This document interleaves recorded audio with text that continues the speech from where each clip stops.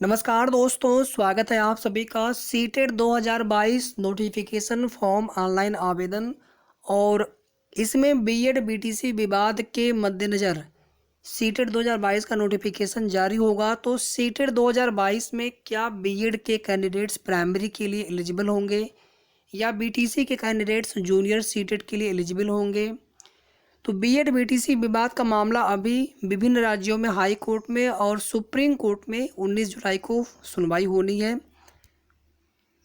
लेकिन इसके पहले आप देखेंगे विभिन्न राज्यों में, जैसे हम यहाँ पर बात कर लें उत्तर प्रदेश की, तो उत्तर प्रदेश में यूपी टेट हो चुका है और बीएड का प्राथमिक का जो प्रमाण पत्र है यूपी टेट का सर्टिफिकेट, उस पर माननीय कोर्ट की तरफ से स्टे भी लगा दी गई है। तो यहाँ पर एक सवाल सभी के मन में तुरंत आ जाएगा, क्योंकि उसमें राजस्थान हाई कोर्ट के आदेश को वहाँ पर बेस बनाया गया है, ग्राउंड बनाया गया है। तो ऐसे में यहाँ पर एक सवाल मन में आ सकता है कि फिर अभी जब तक मामला कोर्ट में है और राजस्थान हाई कोर्ट का जो पूर्व का आदेश है, अभी उसमें सुप्रीम कोर्ट ने कोई भी हस्तक्षेप नहीं किया है। केवल वहाँ पर एनसीटीई से जवाब मांगा गया है उनकी तरफ से, माननीय न्यायालय की तरफ, सुप्रीम कोर्ट की तरफ से, और वही सेम जवाब इलाहाबाद हाई कोर्ट ने भी मांग लिया है। विभिन्न राज्यों में भी आप देखेंगे सुप्रीम कोर्ट के अंतिम आदेश के अधीन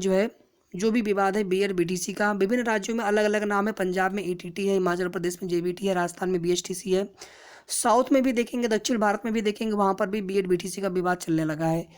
तो इस बीच कहीं ना कहीं उस राजस्थान हाई कोर्ट के आदेश राजेंद्र सिंह चोटिया वाले में 1853 वाले में माननीय न्यायालय डिवीजन बेंच का जो भी ऑर्डर है उसको आधार बनाया जा सकता है।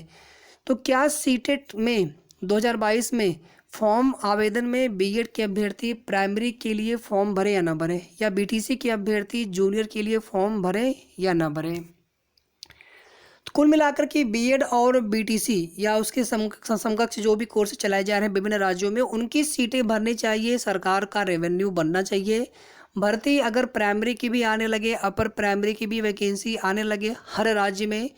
तो प्राथमिक के लिए बीटीसी वाले, वैसे तो आप देखेंगे कि सबके अपने अपने तर्क हैं कि 1 से 8 तक बीटीसी वाले मान्य रहे, उसके ऊपर बीएड वाले मान्य रहे, जबकि ये है कि 1 से 5 तक के लिए बीटीसी और मिडिल अपर प्राइमरी वैकेंसी के लिए बीएड, या फिर जो टीजीटी पीजीटी एलटी ग्रेड की भर्तियाँ आती हैं वहाँ पर बीएड होते हैं। तो इस प्रकार से यहाँ पर कोई एक मानदंड होना चाहिए ताकि बीएड या बीटीसी किसी के साथ भी कोई मतभेद या कोई विवाद या कोई भी असमानता का व्यवहार ना हो, क्योंकि दोनों ही कोर्सेज में अभ्यर्थी मेहनत करते हैं, पढ़ाई करते हैं, पास होते हैं, पैसा खर्च होता है, समय खर्च होता है, तो उन्हें अपॉर्चुनिटी भी मिलना चाहिए। किसी को भी यहाँ पर नहीं लगना चाहिए कि हमारे साथ न्याय नहीं हो रहा है।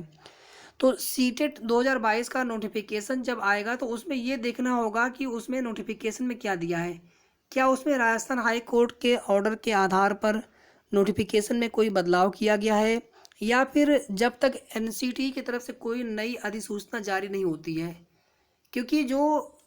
उत्तर प्रदेश की बात कर लें, पीएनपी कराता है यूपी टेट, तो पीएनपी ने जो जवाब लगाया है कि हमारे पास एनसीटी की पुरानी वाली अधिसूचना है, हालांकि उसको राजस्थान हाई कोर्ट ने रद्द किया है, अनलॉफुल करार दिया है।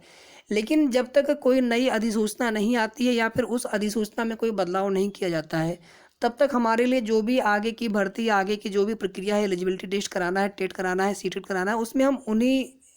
जो अधिनियम है, उन्हीं के जो पॉइंट्स, उन्हीं को फॉलो करेंगे। और उसके अनुसार जैसे पहले बीएड के प्राथमिक में शामिल होते थे या फिर बीटीसी डीएलएड के जूनियर में शामिल हो रहे हैं, तो उसी प्रकार से आगे भी शामिल करते हुए उनको एलिजिबल मानते हुए सीटेट 2022 का नोटिफिकेशन जारी हो सकता है। तो किसी को नहीं पता है कि बीएड बीटीसी विवाद में फाइनल सुप्रीम कोर्ट का क्या आदेश होगा और वही पूरे देश में लागू होगा। तो उसके पहले आप सभी अब अपना पूरा फोकस अपने प्रिपरेशन पर लगाइए। सीटेट 2022 का नोटिफिकेशन कभी भी जारी हो सकता है और नोटिफिकेशन आने के बाद भी चीज़ें क्लियर हो जाएंगी। बाकी जब तक कोर्ट का अंतिम फैसला नहीं आ जाता है तब तक आप सभी अपने आप को जैसे पहले की व्यवस्था है उसी तरह से, चाहे बीएड हो या फिर बीटीसी हो, डीएलएड हो, बीएचटीसी हो, जेबीटी हो, ईटीटी हो, आप लोग प्राइमरी या बीएड के अभ्यर्थी हो, आप लोग प्राइमरी और अपर प्राइमरी दोनों ही लेवल की प्रिपरेशन करते रहिए और एग्ज़ाम भी दीजिए फॉर्म भर के। अगर कोई बदलाव नहीं किया जाता है सीटेट की तरफ से या सीबीएसई की तरफ से, तो बाकी इन सब प्रकरण में आपकी क्या राय है कमेंट करके ज़रूर बताएं। और वीडियो को प्लीज़ लाइक करके सबसे पहले आप चैनल को सब्सक्राइब कर लेंगे अगर अभी तक आप न किया हो, और वीडियो को आप लोग ज़्यादा से ज़्यादा शेयर भी कर दीजिएगा। धन्यवाद साथियों।